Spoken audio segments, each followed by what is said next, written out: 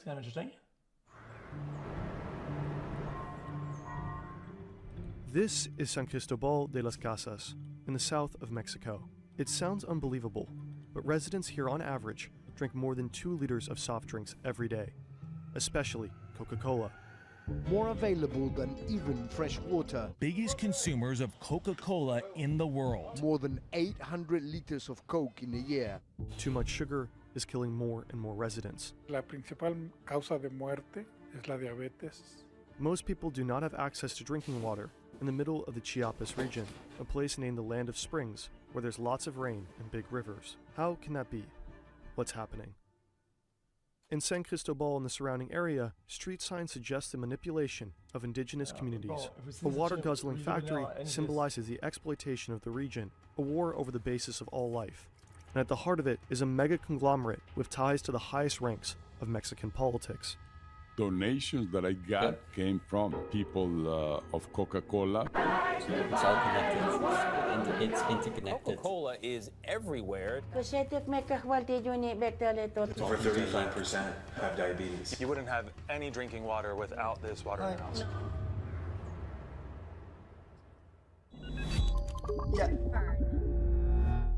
This is your life in weeks, if you're lucky enough to turn 80 years old. And this is the amount of time you spend on your career, 80,000 hours.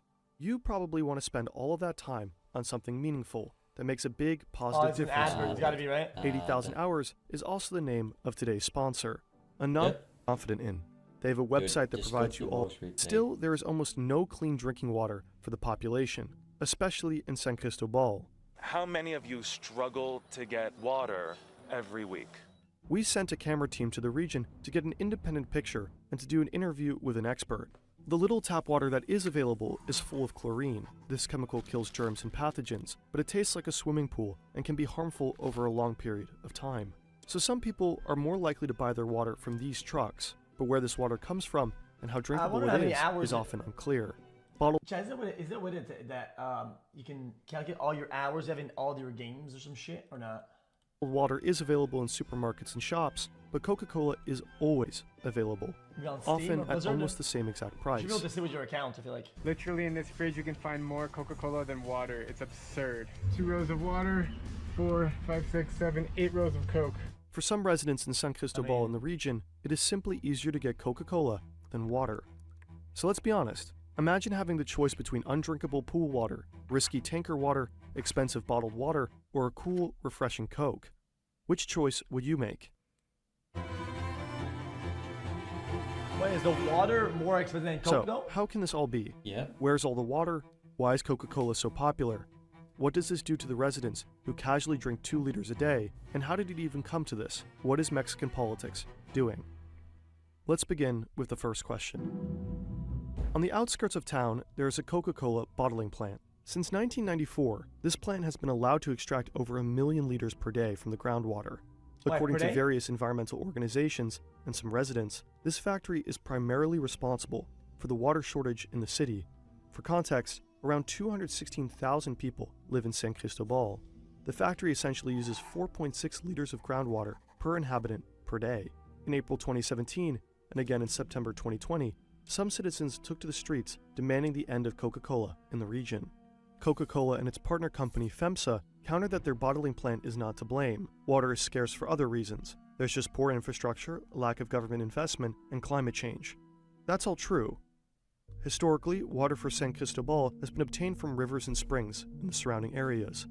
Since the 1970s, the city's population has grown rapidly. Unfortunately, the city does not have a functioning sewage system or sewage treatment plant. Feces and garbage from the growing population are simply dumped into rivers. This makes the water undrinkable and harmful to health. In the area around San Cristobal, numerous forests were also cut down, swamp areas were filled, and fields were created. Climate change is also causing higher temperatures, and there's less rain. But when it rains, it really does. Extreme rainfall then removes fertile soil, and the ground becomes dry, hard, and infertile. Ecologically, the region was brutally run down, and at the same time, sewage treatment plants, sensible storage facilities, etc. were simply not built for decades. But none of this changes the specific situation in San Cristobal.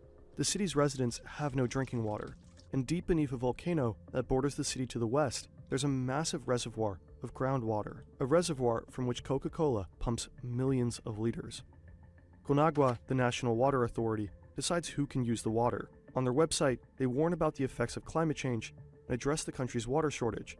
But at the same time, the authority renewed the factory's license in 2005 without batting an eye, even though the water problems were already becoming apparent. In 2020, numerous nonprofits, climate change activists, and even the San Cristobal City Council have called on Conagua to revoke Coca-Cola's permit, along the lines of, hey, we would like to use our groundwater ourselves now. Unfortunately, Conagua said no, because the city has rivers and springs in the surrounding area, and so on. If the license were withdrawn from the bottling plant, the water could in principle be used for the residents of the city. Let's remember, 4.6 liters per person per day. On a specifically created website that is now offline, the Coca-Cola Company wrote that it is aware of the city's problems. To help, they have planted over 200,000 trees in the region and built 19 water tanks, 38 rooftop water collectors, and 35 efficient stoves that burn less wood. Oh, 60 orchards were also created. Does that make up for the 1 million liters of water per day? Anyway, this still all begs the question, why is there so much Coca-Cola everywhere in San Cristobal and the Chiapas? No, it's not just because there's a huge factory there.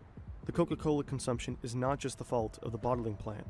The population of Mexico drinks the most soft drinks per person in the world, and the Coca-Cola Company controls more than half of that market. Coca-Cola is incredibly popular in Mexico, but it wasn't always like that. The drink had been sold in the country for almost 100 years, but it wasn't until the 70s that it really became popular. In 1968, Coca-Cola was a sponsor of the Mexican Olympics. This was followed by a series of successful international commercials, especially this one.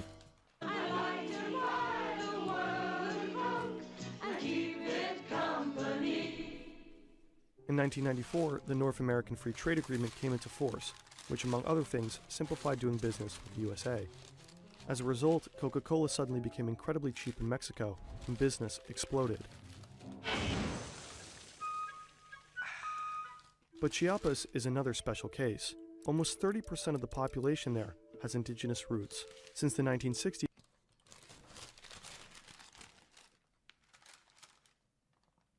Yummy. Coca-Cola has repeatedly launched local marketing campaigns targeting this indigenous population. The advertisements often had religious undertones. Not only that. Por lo menos a romerillo y así, para que vean cómo está la publicidad. This is Dr. Jaime Page Pliego. He is an ethnomedical scientist at the University of San Cristobal, and he researches the health of the local indigenous population. Coca-Cola has sponsored numerous local signs featuring models in traditional indigenous garb in the region and using their language. Here you can see how two men wear exactly this traditional clothing. And here again, so hungry. This sheepskin jacket is called a chue. A FEMSA spokesman defended the signs to the New York Times. It would have been a sign of respect for the indigenous people. But was it actually about respect?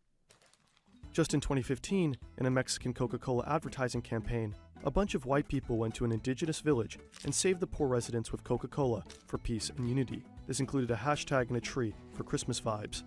Didn't go so well back then.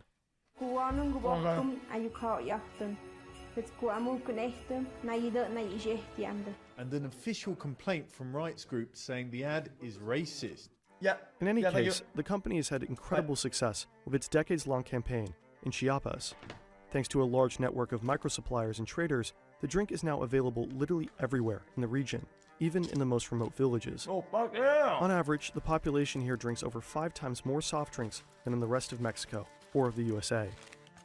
Los Altos de Chiapas es la región del mundo donde más Coca-Cola se consume.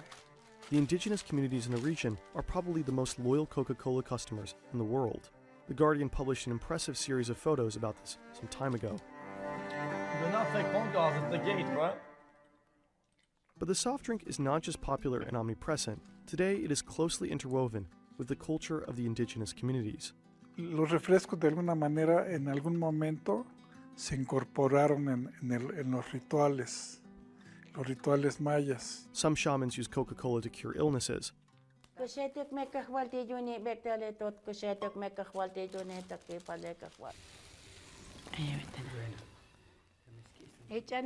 Obviously, instead of healing, that much Coca-Cola actually has the opposite effect. If you drink more than 2 liters of soft drinks every day for years, it has catastrophic effects on your health. Huh? There are more than 200 grams of sugar in 2 liters of Mexican cola. That is 4 times as much as the recommended maximum daily dose in the US, 50 grams according to dietary guidelines for Americans. Too much sugar is bad for your teeth, can make you overweight, and depending on your lifestyle, contribute to many dangerous diseases, not least type 2 diabetes. And the indigenous population in Chiapas has a significantly higher risk of developing diabetes than the average American. There are several reasons for this. On the one hand, they simply have a genetic precondition for this. But on the other, the way of life of indigenous peoples in Mexico has changed significantly in the last century. Many of them have been displaced or lost their land due to environmental pollution. As a result, their diet has also changed, from homegrown fruit and vegetables to ready-made products and sweets. Their bodies are not used to the sugary diet. Soft drinks like cola are therefore particularly dangerous for the indigenous community. Diabetes is one of the leading causes of death in Mexico. But in Chiapas, the top 4 causes of death are all diseases related to excessive sugar consumption. 3 of them have increased by over 60% within 10 years. One by 4. Oh my. Jesus. 9th cause of death in the area, interpersonal violence. Consumption. Hello? 3 of them have increased by over 60% within 10 years. 1 by 40%. The sugar is killing more and more people in San Cristobal and the surrounding areas. Esto de las refresqueras es un elemento muy triste, ¿no? O sea, por más que se trabaja con la gente, no están dispuestos, incluso los diabéticos, no están dispuestos a dejar los refrescos. Many people don't believe that Coca-Cola is unhealthy. The soft drink has been with them their entire life, since early childhood. Los niños lloran porque no les dan Coca-Cola a la hora de la comida. This child from Chiapas is 3 years old and has already had 4 baby teeth extracted. What? Regarding the situation in Chiapas and San Cristobal, the Coca-Cola company wrote in a public statement that they agree that too much sugar is not good for anyone. That's why a large part of the global brand portfolio contains little or no sugar. And in Mexico too, products are constantly being adapted so that they contain less sugar. So you might be asking yourself, That's just a lie. How did it come to this? The San Cristobal bottling plant and 48 others throughout Latin America are officially managed by Coca-Cola FEMSA. This is the largest franchise Coca-Cola bottler in the world. The corporation has quite a bit of power in Mexico, also due to good political connections. This is Vicente Fox. He was the CEO of Coca-Cola Mexico from 1975, and from 2000 to 2006, he was, well, the president of Mexico. My first donations that I got to start moving in politics came from people of Coca-Cola, from bottlers of Coca-Cola or for the company itself. So I got a lot of support, not only knowledge, not only great experiences, but also they contributed to my campaign at the very beginning. Paige Pliego suspects Fox played a key role in renewing the bottling plant's license in 2005. We were unable to independently verify this. According to many experts, during his 6-year presidency, Fox certainly turned a blind eye when it came to regulating the soft drinks industry. It was already clear back then that soft drinks had an extremely negative effect on the health of the Mexican population. However, for a long time, there were no real political initiatives to reduce people's consumption. For example, in 2003, Fox ignored a proposal to impose a tax on soft drinks. The industry fears this kind of tax a lot, not because of a potentially lower income, but because it signals that Coca-Cola and Co. are dangerous to your health, like cigarettes, for example. In Mexico, there were also attempts to hang up educational posters in doctors' offices and hospitals. They would provide information about soft drinks and healthy diets. This initiative also failed because, according to scientists involved, the industry aggressively opposed it. Instead, Coca-Cola and the Mexican government introduced the Ponte al 100 initiative in 2007 to encourage exercise. El cual también prescribe recomendaciones físicas y nutricionales para todos los participantes. According to the industry, it's not the liquid sugar that's the problem. If you do enough exercise, it would even out. Yeah, that's not true. It's crazy that they don't even have to do a lot of marketing for their product because everybody knows Coca, like almost everybody, right? They've gone past marketing The next stage was like a counter marketing against like a health shit and awareness of sugar. And it's like kind of crazy if you think about it. Your diet is much more important for your weight than exercise. The fight against the soft drink tax continued long after Fox's presidency. The Coca-Cola Company sponsored a public speech at a diabetes conference in 2013, in which a scientist spoke out against the tax. The organization the scientist belonged to was co-founded by Coca-Cola. The Mexican health minister also spoke out against the tax that same year. Before her political office, she was on the board of the Mexican Health Foundation, and they, in turn, worked systematically with Nestle, the Coca-Cola Company, and the Dr. Pepper Snapple Group. Nevertheless, the tax was finally introduced in January 14, and it is having an impact. Prices for soft drinks have risen slightly, and purchases have fallen slightly, but the country still has a long way to go. Hay una mentalidad curativa, no preventiva. Entonces no hay tales programas de salud, ni siquiera en la ciudad. We stared at this image from The Guardian for a long time during our research. Cereals are worse. Not worse, but as bad, no? There, you can buy 7 different sizes of Coca-Cola, 6 other soft drinks, and 2 sizes of water.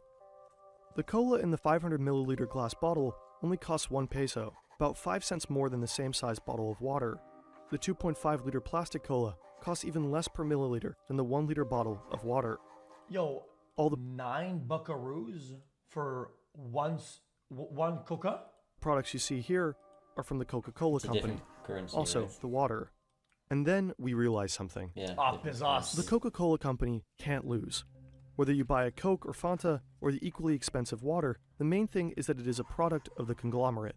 Bottled water has become a billion-dollar business in Mexico over the past few decades. The country is one of the largest bottled water markets in the world. Wait, that means that the arguments kind of fall flat though. No? Because like it. Oh no, because they do the price shit.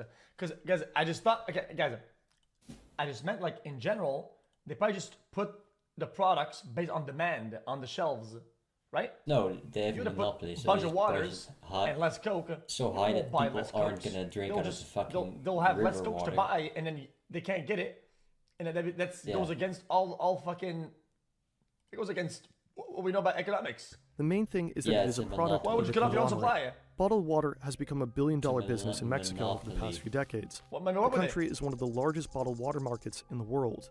No other nation drinks more bottled water per capita. And right in the middle is Coca-Cola. Its own brand Ciel is the second most popular water in the country. At the same time, millions of Mexicans have no clean water from the tap, no alternative to the expensive bottles from the Coca-Cola Company and other conglomerates. Many families in Mexico spend up to 10% of their income on water. According to the United Nations, this number should be a maximum of 3%. We asked Coca-Cola for a comment on all the topics in this video. We did not receive a response. Coca-Cola Mexico writes on the company website, translated, "Let's talk about water, because every drop counts." Pretty cynical when you think about the residents of the Chiapas region, the people of San Cristobal. Access to clean drinking water is a human right, a right that these people have been denied. Coca-Cola is not responsible for the disastrous water supply in the region or the rest of the country, but the company benefits massively from it. It pumps out millions of liters of groundwater that could otherwise be clean drinking water for the people of San Cristobal, and from this water, the company makes even more expensive water. And bottles, but above all, millions and millions of liters of cola. And people from this region, with indigenous roots and a genetically increased risk of developing diabetes, drink over 2 liters of this cola and other soft drinks per day. Sometimes because the soft drink is an integral part of rituals and is considered, supposedly, healthy. And more of these people are dying from terrible diseases caused by excessive sugar consumption. To investors, the conglomerate's business in Mexico is seen as an incredible success that it wants to replicate elsewhere in Latin America. These are the facts. Do with it what you want.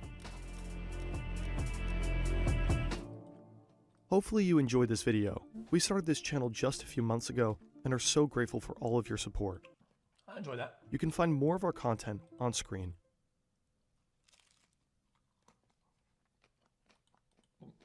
That was a good video. I really enjoyed that.